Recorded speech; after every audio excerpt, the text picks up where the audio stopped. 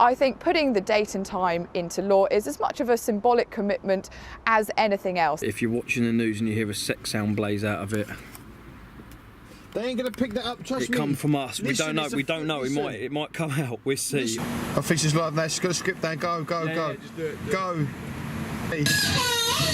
These arguments in the past. So will Lord Kerr's intervention, make any difference? Well, on the one hand, his arguments do add some legal Go again.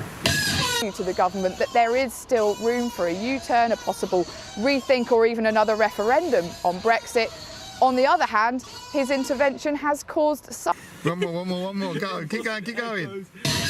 that it is an absurd and pointless statement, and you always run the risk that by intervening on Brexit in this way... One more, keep going. She's going live, she's live now, keep doing it. ...referendum originally delivered. Emma, thanks very much. Emma Vardy there for us.